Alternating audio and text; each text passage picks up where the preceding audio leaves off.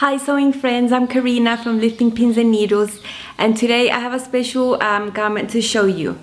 Now last year I heard about an Instagram sewing challenge called #DressLikeYourGrandmother, where well, this is run by Tanya.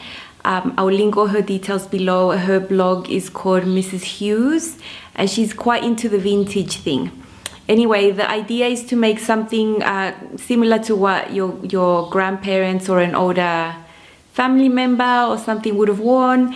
And I found out too late last year about this, and I couldn't get my grandmother's pictures in time and think what to do.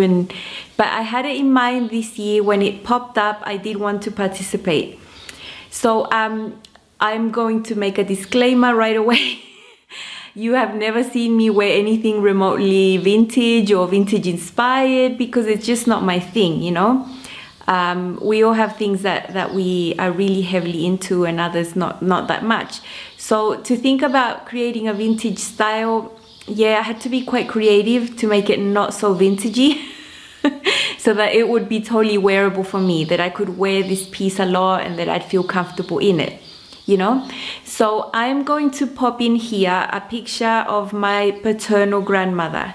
Now she's passed away many years ago. She passed away at 94 years old. So the women in my family, there's longevity running deep in my family, especially the women, long lives. So you saw on that picture, she has a square neckline with an empire cut, some gathers around the bust. Now that is a neckline that appeals to me. The square neckline totally appeals to me. The empire cut, not that much, but the gathers around the bust could be okay if they were like above the breast. Like I wouldn't mind having gathers here, and I have garments that have gathers up here.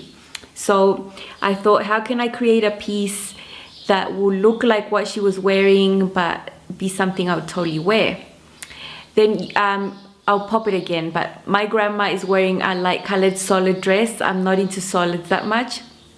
Then my maternal grandmother, the pictures that I was sent by my mum, she's always wearing dresses with prints and flowers, and that is how I remember my grandmother. Now she's still alive. She's 89 years old at the moment.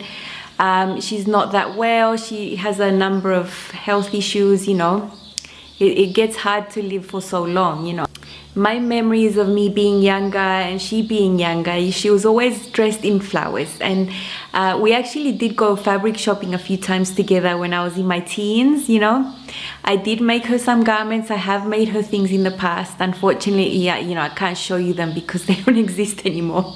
So I tried to combine both things, the shape of my paternal grandmother's clothes with the print and the style of my maternal grandmother's clothes. So I did a mashup sort of thing in my brain, and I was dreaming until I saw the garment in my brain. And then I saw a pattern on a Spanish sewing magazine called Patrones. Now I will insert a picture of the line drawing here. It has that square neckline, it has a band here above the bust all the way around, it has some gathering at the bust, under the band here, and then some gathering at the back.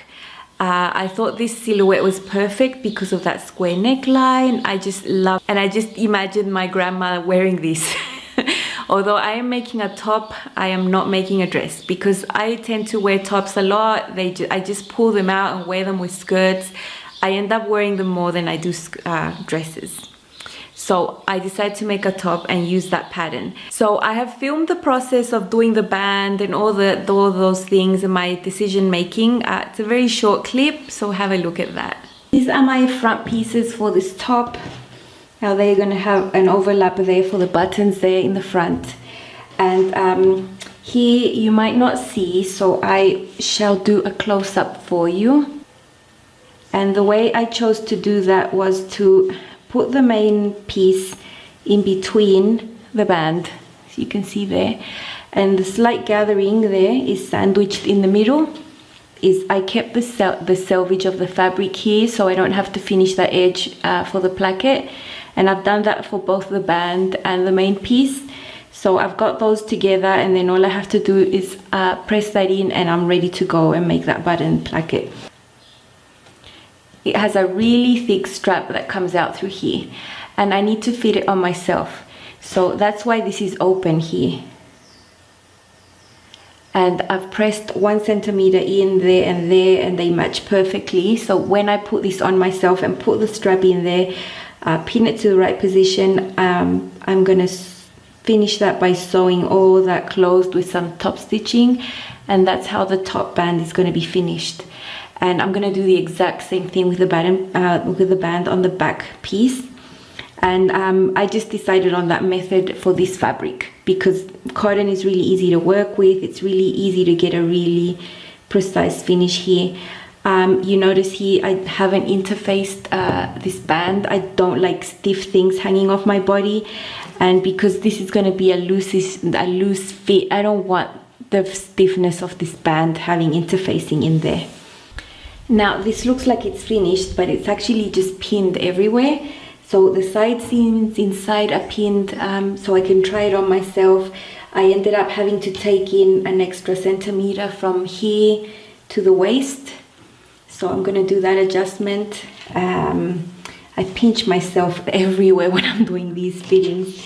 And I've placed the straps right there with pins as well. So I've got a few pins there, and I've placed them exactly to cover my bra strap. The length on these straps were perfect in the pattern. I had to tuck them in 1 centimeter into the band, and they were the perfect length for my body. I didn't have to shorten them or anything like that, so that's good.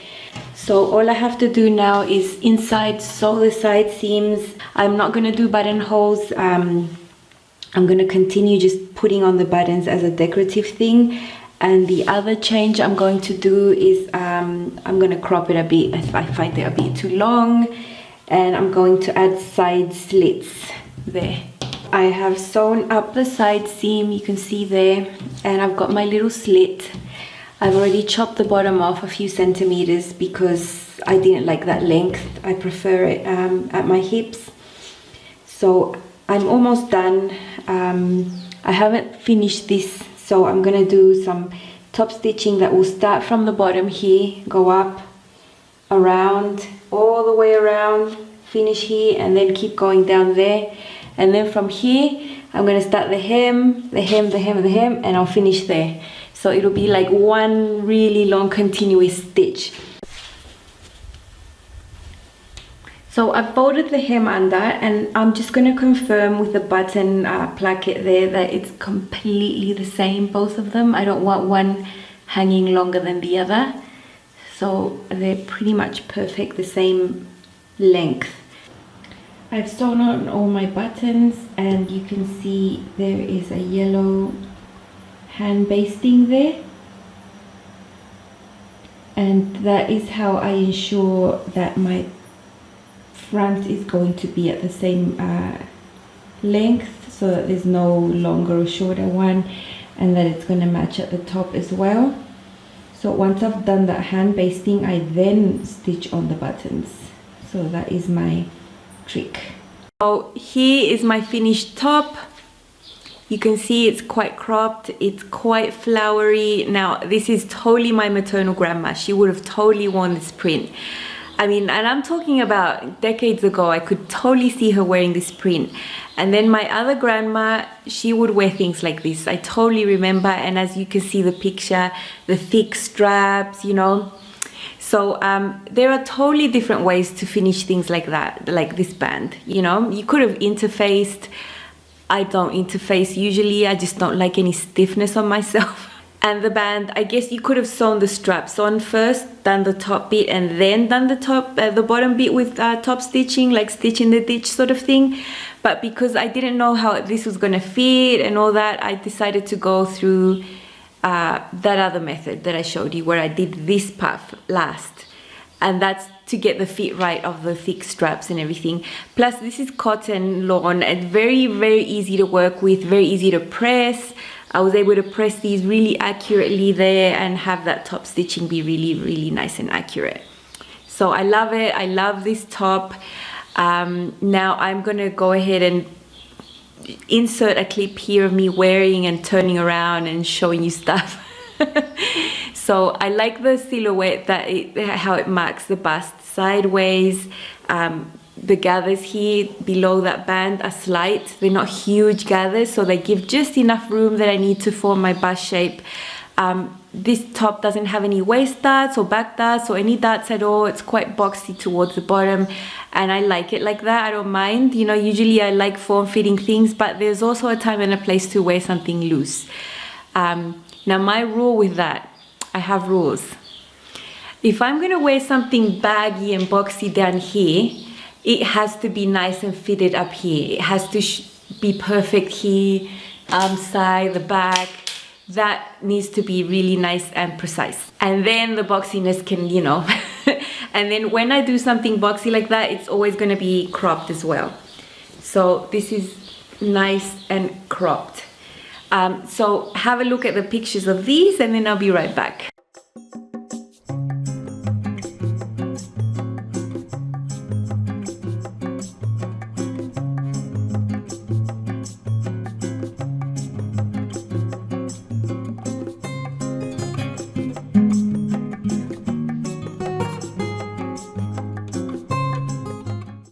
So I hope you really enjoyed this garment, the way I made it. I really enjoyed making it, and it's just my view on something my grandmothers would wear without it being totally vintage. Like, I would never be able to have access to vintage patterns. They're just not a thing around here. No one has them. They don't sell them, you know. So yeah, I really wanted to do something that would remind me of them both, and yeah, this is my take on Dress Like Your Grandma challenge. Bye.